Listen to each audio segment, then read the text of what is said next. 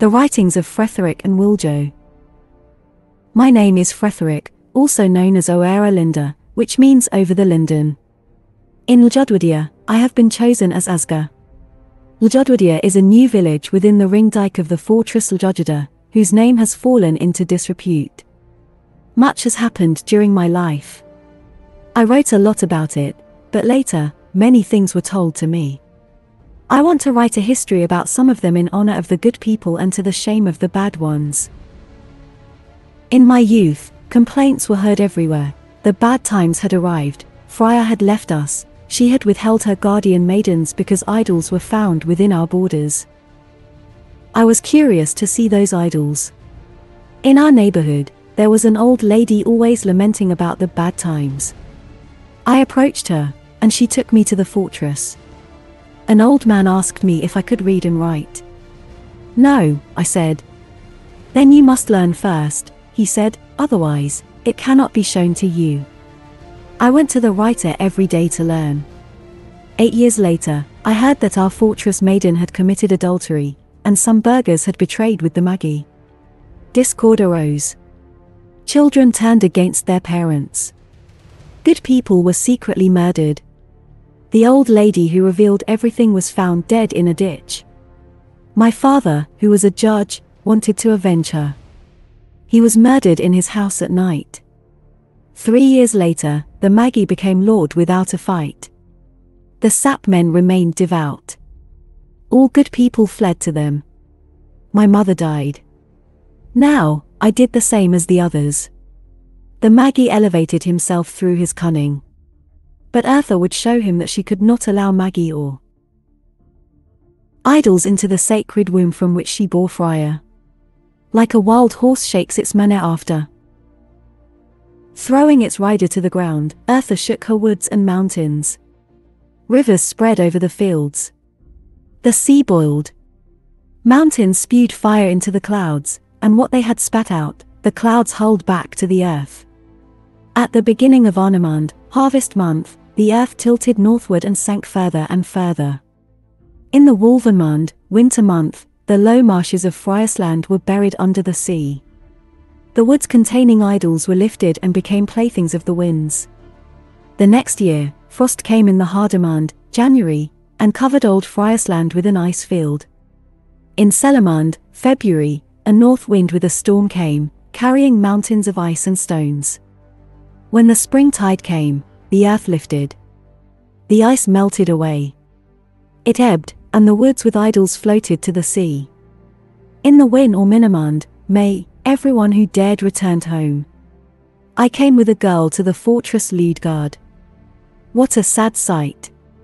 The woods of the Lindeorden had largely disappeared. Where Ludgard once stood, there was now the sea. The waves pounded against the ring dike. The ice had destroyed the tower, and the houses were in disarray.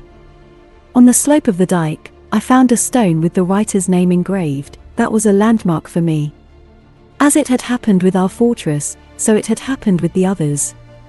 In the highlands, they were destroyed by the earth, and in the lowlands, by the water. Only Friesbercht on Texland was found undamaged. But the land north of it was under the sea. It has still not been restored. On this side of the Flymere, as reported, 30 salt ponds had formed, created by the woods that had drifted away with soil and all. In West Flyland, there were 50. The canal that ran from Aldurga straight through the land was silted and destroyed. Sailors and other seafaring folk who were at home had saved themselves with their families on their ships. But the black people of Leidesburg and Alkmaar had done the same. As the blacks drifted south, they had saved many girls, and because no one came to claim them, they kept them as their wives. The people who returned all settled within the ring dikes of the fortresses, as everything outside was mud and marshland. The old houses were merged. Cows and sheep were bought from the higher areas, and in the large houses where the girls used to live, linen and felt were now made for survival.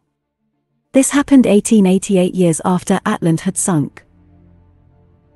In 282 years, we had not had a mother of honor, and now, when everything seemed almost lost, one was chosen. The lot fell on Gosa, also known as Makonta. She was the fortress maiden at Frias perched on Texland. Sharp of mind and clear in insight, very good, and because her fortress was spared, everyone saw her calling. 10 years later, sailors from Foana and Lydisberg arrived. They wanted to expel the black men with their wives and children from the land. They wanted to seek advice from the Mother's Council about this. But Gosa asked, "Can you bring them back to their own lands? Then you must hurry, or they will not find their kin anymore." They answered, "No." Then Gosa said, "They have tasted your salt and eaten your bread. They have entrusted their lives to you. You must examine your own hearts. But I will give you advice, hold on to them until you are able to bring them back home. But keep them outside your fortresses. Watch over their morals and educate them as if they were friars' sons. Their women are the strongest here. Like smoke, their blood will dissipate until eventually, nothing but friars' blood remains in their descendants. So, they stayed here. Now I would like my descendants to pay attention to how much Gosa spoke the truth. When our lands were accessible again, poor Saxons and women came to the areas of Stavren and Aldurga to seek gold and other jewels in the marshy soil. But the sailors did not want to allow them. So, they went to inhabit the abandoned villages in West Flyland to save their lives. Now, I want to tell how the Geatman and many followers of Helenia returned. 2 years after Gosa became a mother, a fleet entered the Flymere. The people shouted hooray. They sailed to Stavren and shouted again. Banners waved, and at night they shot fire arrows into the sky. When morning came, some rowed into the harbor with a cheer. When they landed, a young man jumped onto the shore. In his hands, he held a shield with bread and salt. After him came an old man. He said, "We come from the distant Creeklands to preserve our customs. Now we hope that you would be so kind as to give us enough land to live on." He told a whole story, which I want to describe better below. The elders did not know what to do and sent messengers everywhere, also to me. I went along and said, "Now that we have a mother, we must ask for her advice." The mother, who knew everything, said, "Let them come, thus they can help us preserve our land. But do not let them stay in one place, so they do not gain power over us." We did as she said. They liked that. Friso stayed with his people in Stavren, which they made into a seaport again as best as they could. Witchhurt went with his people to the east, to the Emude. Some Ionians, who thought they descended from the Aldurga people, went there. A small part, who believed their ancestors came from the 7 islands, left and settled within the ring dike of the fortress Walhalagara. Liaget, the knight sheriff of Witchhurt, became my companion and later my friend. From his diary, I extracted the history that will follow. After we had dwelled by the 5 waters for 12 times 102 times 12 years, during which our seafarers sailed all the seas that could be found, King Alexander arrived upstream to our villages with an enormous army. No one could resist him. But we, the sailors who lived by the sea, embarked with all our possessions and departed.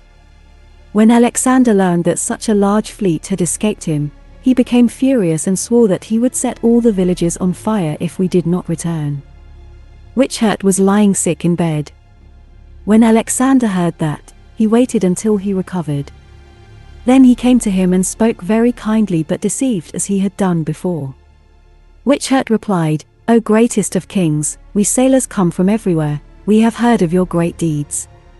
Therefore, we have great respect for your weapons, but even more for your wisdom. We others, we are freeborn children of Freya, we may not become slaves to you. And even if I wanted to, the others would rather die, for so it is commanded by our laws." Alexander said, "I do not want to make your land my plunder, nor your people my slaves. I only want you to serve me for wages. On that, I will swear by our both gods that no one will be dissatisfied with me." When Alexander later shared bread and salt with him, Witchhurt chose the wiser part. He had the ships brought by his son. When they were all back, Alexander hired them all. With them, he wanted to lead his people to the holy ranks, which he could not achieve on land. Now he set out and selected everyone from his people and his soldiers who were accustomed to sailing over the sea. Wichet had fallen sick again, therefore, I went alone, and Nearchus went on behalf of the king.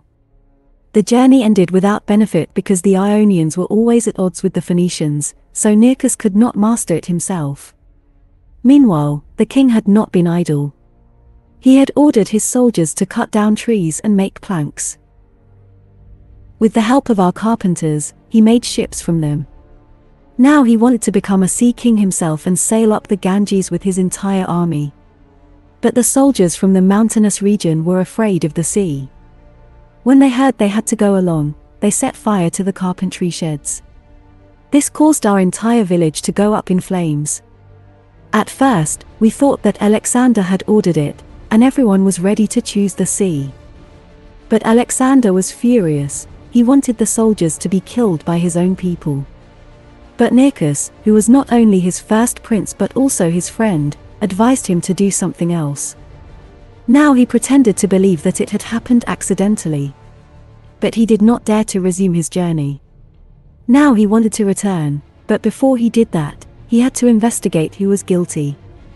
Once he knew that, he made them all remain unarmed to build a new village. From his own people, he left armed men to tame the others and build a fortress. We had to take women and children with us. When we reached the mouth of the Euphrates, we could choose a place or go back. Our wages would be given to us just as gladly. On the new ships that had escaped the fire, he let Ionians and Cretans go. He himself went with his other people along the coast through the dry desert, which is the land that Eartha had raised from the sea when she had elevated the street behind our ancestors, as soon as they came into the Red Sea. When we came to New Germania is a port we had made ourselves to take in water, we met Alexander with his army. Nearchus went ashore and stayed for 3 days. Then we continued. When we reached the Euphrates, Nearchus went ashore with the soldiers and many of his people. But he came back quickly. He said that the king requests you to do another small journey for his sake, to the end of the Red Sea. After that, everyone will receive as much gold as he can carry. When we arrived there, he had us point out where the street had been before. After that, he kept looking out into the desert for 31 days. Finally, a group of people arrived, accompanied by 200 elephants, 1,000 camels, with wooden beams, ropes, and all sorts of tools to tow our fleet to the Mediterranean Sea. That surprised us and seemed strange to us, but Nearchus told us that his king wanted to show other kings that he was more powerful than the kings of Tyre had been before. We just had to help, but would certainly not harm us. We had to yield, and Nearchus arranged everything so well that we were in the Mediterranean Sea before 3 months had passed. When Alexander heard how his plan had ended, he became so presumptuous that he wanted to deepen the dry street, mocking Eartha. But Ralda released his soul, therefore, he drowned in wine in his arrogance before he could begin with that. After his death, the kingdom was divided among his princes. Each was to keep a part for their sons, but it was not enough for them. Everyone wanted to retain their part and even enlarge it. Then war broke out, and we could not return. Nearchus now wanted us to settle on the coast of Phoenicia, but no one wanted to do that. We said we would rather take the risk of going to Friarsland. Then he took us to the new port of Athens, where all true friars' children had gone before. After that, we went to get soldiers, food, and weapons. Among the many princes, Nearchus had a friend named Antigonus. They both fought for one goal, as they said, as helpers for the royal family and to give all Greek lands their old freedom back. Antigonus had a son, among many others, named Demetrius, later surnamed the City Conqueror. Once he approached the city of Salamis. After fighting there for a long time, he had to fight against the fleet of Ptolemy. Ptolemy was the ruler who reigned over Egypt. Demetrius won the battle, but not with his own soldiers, but because we had helped him. We had done this out of friendship for Nearchus, for we recognized him by his fair skin, blue eyes, and white hair as a bastard. Later, Demetrius sailed to Rhodes. There we transported his soldiers with provisions. When we came to Rhodes for the last time, the war was over. Demetrius had sailed to Athens. When we arrived in the port, the whole village was in mourning. Phryso, who was the king of the fleet, had a son and a daughter at home, extraordinarily fresh as if they had just come from Friesland, and so wonderfully beautiful that no one could remember. The reputation of this spread throughout all the Greek lands and reached the ears of Demetrius. Demetrius was filthy and indecent, and he thought that everything was permissible for him. He openly abducted the daughter. The mother could not wait for her joy, as ships' wives call it, that is, happiness. They also call it consolation and fro, which means joy, and frolic, which is joyful. Since she did not dare to wait for her husband, she went with her son to Demetrius and begged him to return her daughter.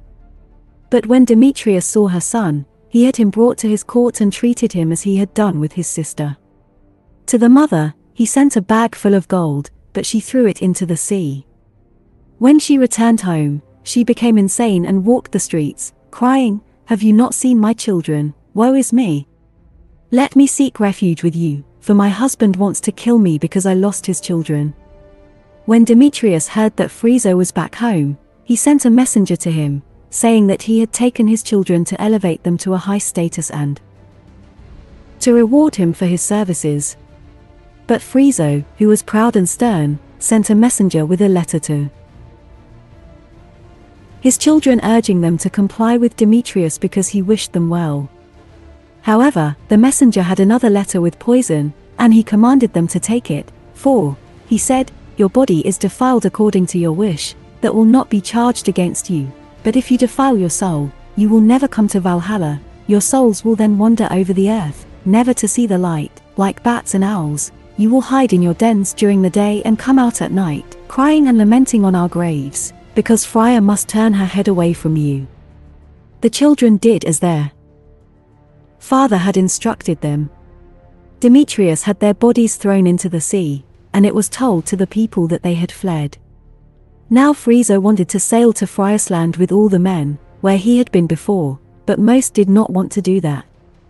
Now Phryso left and set the village on fire with the royal supply sheds.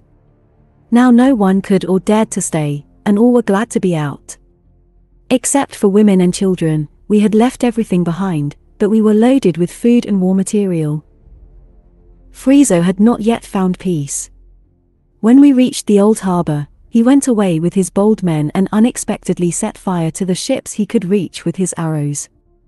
After 6 days, we saw Demetrius' war fleet coming towards us. Phryso ordered us to keep the smaller ships in a broad line behind, the large ones with women and children ahead. Furthermore, he ordered us to remove the cranes from the front and attach them to the stern because, he said, we must flee while fighting. No one may dare to pursue a single enemy, he said, that is my decision. While we were already busy with that, the wind came against us, which was a fright for the cowards and the women because we had no slaves except those who had voluntarily followed us. Therefore, we could not escape the enemy by rowing. But Ralder knew well why he acted that way. And Phryso, who understood it, quickly had the fire arrows placed on the cranes. He also ordered that no one should shoot before he had shot. Then he said that we should all shoot at the middle ship. If that target was well achieved, he said, the others would come to help, and then everyone should shoot as best as he could. When we were about a chain and a half, about 270 meters, away from them, the Phoenicians began to shoot, but Phryso did not answer until the first arrow fell 6 fathoms from his ship. Now he shot, others followed, it seemed like a rain of fire, and because our arrows went with the wind, they all remained on fire and even hit the 3rd layer. All men cheered and were happy, but the cries of our opponents were so loud that our hearts throbbed in our throats. When Phryso thought it was enough, he stopped, and we hurried away. But after spending 2 days, Another fleet of 30 ships came into view, approaching us.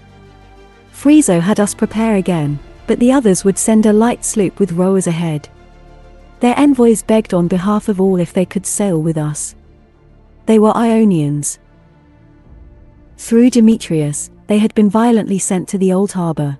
There they had heard of this battle. Now they had drawn the bold sword and followed us.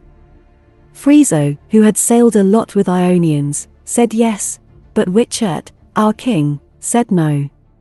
The Ionians are idolaters, he said. I have heard them invoke those. Friezo said that this came from associating with the true Cretans. I have often done that myself, and yet I am as friar as the most devout among you. Friezo was the one who had to lead us to Friesland, so the Ionians went with us, which was also to the satisfaction of Rulda, for after 3 months, we were already at Great Britain, and 3 days later, we could shout Huzzah.